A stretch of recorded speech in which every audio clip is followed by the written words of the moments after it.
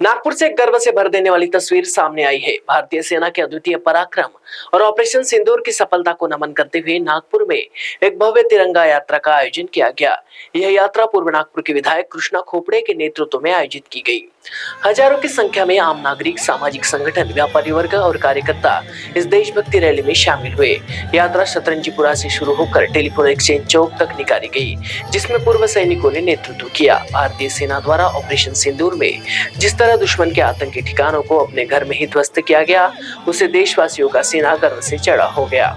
भारतीय मेधा, आधुनिक तकनीक और सटीक गुप्तचर जानकारी के बल पर आतंकवाद के 11 ठिकानों और एयरबेस को तबाह कर दिया गया। हालांकि इस अभियान में कुछ वीर सैनिकों ने अपना सर्वोच्च बलिदान दिया, जिनकी शहादत को नमन करते हुए यह यात्रा निकाली गई। इस मौके पर पूर्व महापौर एवं शहर अध्यक्ष दयाशंकर तिवारी, पूर्व विधायक विकास कुमारी, नगर सेवक बाला बोरकर, प्रदीप पुहाने, मनोज चापले, सचिन करारे सहित कई सामाजिक, राजनीतिक और व्यावसायिक संगठनों के पदाधिकारी शामिल हुए।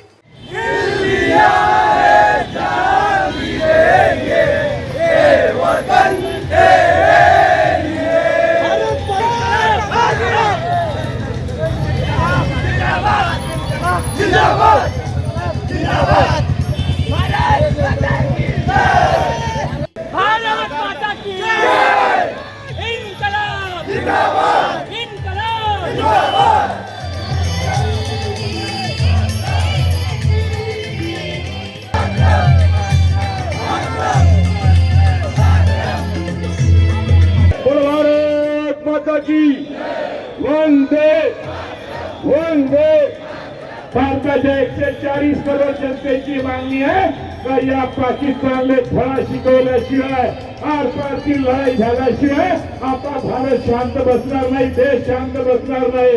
आणि म्हणून आजच्या या तिरंगा रॅलीच्या कार्यक्रमाच्या माध्यमातून आमच्या सगळ्या प्रमुखाचे, सगळ्या कार्यकर्त्याचे, सगळ्या नागरिकांचे मी मनापासून या ठिकाणी अभिनंदन करतो। अरे भाई, अगर लड़ाई मोदी से थी तो सेना से लड़ लेते हमारे। इन निरीह भारतवासियों के ऊपर हमला करने की आवश्यकता क्या थी?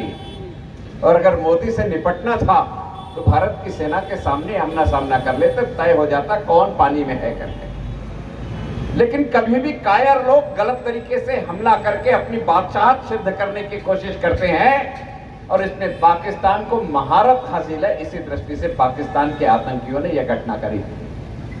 और सूत्र भी देखिए, एक दिन पहले टैंक पर खड़े होकर के पाकिस्तान का सेनाध्यक्ष कहता है कि हिंदू अलग है और मुसलमान अलग है, इसलिए हिंदुओं के लिए हिंदुस्तान रहा होगा, पाकिस्तानियों के, मुसलमानों के लिए पाकिस्तान है। ये दो राष्ट्र की थ्योरी केवल हिंदू और मुसलमान के आधार पर है। और दूसरे दिन आतंकवादी नाम पूछ करके, जात पूछ के, धर्म पूछ करके हत्या करते हैं। पूरे देश का खून खौल रहा था, माताओं के मांग का सिंदूर उजड़ गया था। देश के प्रधानमंत्री ने निर्णय लिया कि इसका जवाब देना चाहिए। माननीय प्रधानमंत्री जी विदेश दौरे पर थे। विदेश दौरे से प्रधानमंत्री जी वापस आए। वापस आने के बाद प्रधानमंत्री जी ने देश की यंत्रणा को सुसज्ज करके बदला लेने का निर्णय लिया। भारत की तीनों सेनाओं को खुली छूट दी कि तुम्हें छूट है कि तुम्हें जो करना पड़े, आवश्यक है वो करो। आखिर में वो दिन आ गया और उस दिन भारत की सेना ने अपना काम कर दिया। हमारे यहाँ है कि मरने के बाद 14वीं मनाते हैं। उस घटना की 14वीं माननीय प्रधानमंत्री जी ने 9 आतंकवादी ठिकानों को बम से उड़ा करके समाप्त कर दिया। और कृष्णा भाऊ, मैं 14वीं इसलिए कह रहा हूं कि इस्लाम में 40वां मनाया जाता है। अगर ज्यादा बड़बड़ किया तो जैसे 14वीं मनाई, वैसा 40वां मनाने के लिए भी हम तेरे पाकिस्तान में आने के लिए तैयार हैं। और इसलिए मेरे देश के सेना ने जब प्रेस ब्रीफिंग करी तो मेरे देश के तीनों सेना के अधिकारी जब मंच पर बैठे थे तो उन्होंने कहा कि ऑपरेशन सिंदूर खत्म नहीं हुआ, ये जारी है और ये जारी रहेगा। अर्थात हम 40वां मनाने के लिए आ सकते हैं। ये बात को ध्यान में रखना। ये पाकिस्तान कितने बार मुंह की खाएगा? 48 में एक बार कबायलियों के रूप में हिंदुस्तान पर आक्रमण करने की कोशिश करी, उस समय मुंह की खानी पड़ी। इस राष्ट्र का दुर्दैव था कि पंडित जवाहरलाल नेहरू यूएनओ में चले गए, जिसके कारण पाकिस्तान का एक बड़ा हिस्सा पीओके आज भी पाकिस्तान के कब्जे में है। आप कल्पना कीजिए, इसके पश्चात 1962 के पश्चात 1965 में पाकिस्तान ने फिर से हिंदुस्तान पर युद्ध करने की हिमाकत करी। देश का रणबांकुरा लाल बहादुर शास्त्री देश की गद्दी पर प्रधानमंत्री के रूप में बैठा हुआ था। भारत की वायुसेना को उसने बुलाया और भारत की वायुसेना ने 4:45 पर कहा कि 1 घंटे में पाकिस्तान की सेना को नेस्तनाबूद कर सकते हैं। अब कल्पना कीजिए कि लाल बहादुर शास्त्री ने खुली छोड़ दी और भारत के रणबांकुरे लाहौर तक जाकर के पहुंच गए और लाहौर में जाकर के उन्होंने तिरंगा फहराया। ये स्थिति भारत की सेना ने करी। इसके बाद उन्होंने 1971 में फिर से हिमाकत करी हिंदुस्तान से लड़ने की। पाकिस्तान के 2 टुकड़े करके एक हमने बांग्लादेश बना दिया और पाकिस्तान के 93,000 सैनिकों को अपनी गिरफ्त में रख करके हमने 93,000 सैनिकों को युद्धबंदी बना करके रखा।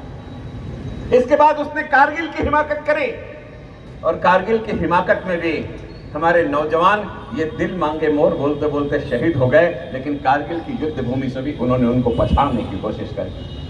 हमने बात करने की अनेक बार कोशिश करी कि शायद हमारा पड़ोसी ये सुधर जाएगा। अटल जी लाहौर तक बस यात्रा लेकर के गए। अटल जी ने ट्रेन शुरू कर दी, समझौता एक्सप्रेस। अटल जी ने प्रधानमंत्री को बुला, उनके राष्ट्रपति को बुला लिया, लेकिन क्या हुआ?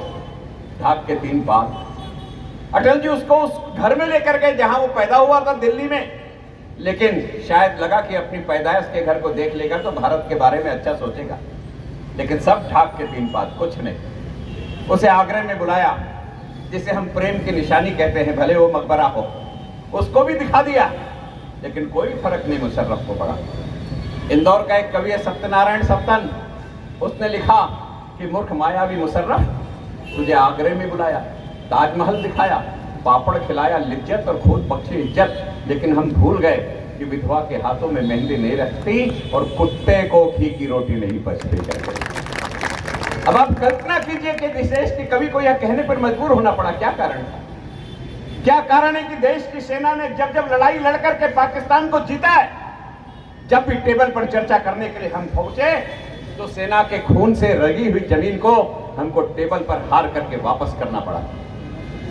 एक कवि ने कविता लिखी, वो कवि कोई छोटा मोटा व्यक्ति नहीं था, दिनकर नाम का कवि था, जो कांग्रेस का राज्यसभा का सांसद था। उसने जवाहरलाल नेहरू से संसद में प्रश्न पूछा और सैनिकों को लेकर के प्रश्न पूछा कि जवाहरलाल से शहीद की मां बोली, मेरे बेटे ने खेली थी खून की होली, तुम चाहो तो जमीन का टुकड़ा लौटा दो, लेकिन पहले मेरा बिछड़ा हुआ लाल मुझे मिला दो। जो जमीन मेरे बेटे ने रक्त का अभिषेक करके जीती है, उसको वापस करने का अधिकार तुमको नहीं है। संसद में अटल बिहारी वाजपेयी ने 1965 के बाद कहा कि चीन छीन देश का गुलाब ले गया और ताशकंद में वतन का लाल खो गया, और हम सुलह की शक्ल को संवारते रहे, जीत जीत करके बाजी हारते रहे। जब भी जमीन पर लड़े हैं तो हमने जीता है, और जब जब टेबल पर बैठे हैं हम हारते चले गए। लेकिन चित्र बदला। कारगिल युद्ध में हमने 1 इंच भूमि पाकिस्तान के कब्जे में जाने नहीं दी। इस युद्ध में हमने पाकिस्तान की जमीन में प्रवेश भी नहीं किया।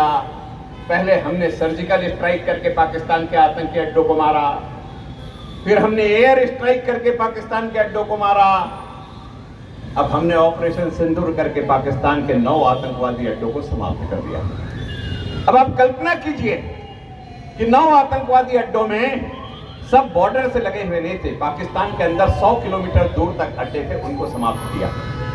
वो जो आतंकी हमसे कह करके गया था ना हमारी बहनों से कि हम तो तुम्हारा सिंदूर पूछ रहे हैं, तुम मोदी को जाकर के बता देना, उस आतंकवादी ने वो चित्र देखना चाहिए जब अजहर मसूद कह रहा था मेरे घर के 14 लोगों को मार दिया, मेरे को काय को छोड़ा, मेरे को भी निपटा देना था। अरे हम देखते हैं तो ऐसे देखते हैं, नामो निशान नहीं छोड़ते, मट्टी में मिला देते हैं, मटिया मेट कर देते हैं। और ये करने के लिए देश के नेतृत्व का आगे आने की आवश्यकता नहीं। मेरे देश की तीनों सेना के रणबांकुरों में वो ताकत है। आप देखिए सिंदूर के बीच में लाल लाइन है, उस लाल लाइन में पहला है SIND सिंध और उसके बाद में DOOR दूर, अर्थात सिंध को तो तुमसे दूर हमने कर दिया, अब तुमको यहाँ से कब निपटाएंगे उसके बारे में तुम विचार कर लो। इसलिए सिंदूर का मतलब केवल माताओं के सिंदूर का बदला लेना नहीं, सिंधु को तुमसे दूर करना, यह भी उसका एक महत्वपूर्ण कारण है।